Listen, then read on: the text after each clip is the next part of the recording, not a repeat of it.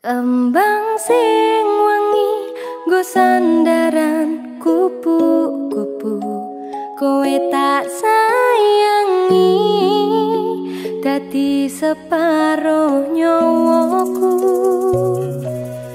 Bakal tak cukup tak sirami saben dino, muga tetep iso mekar lan wangi dadi tondo tresno sejati.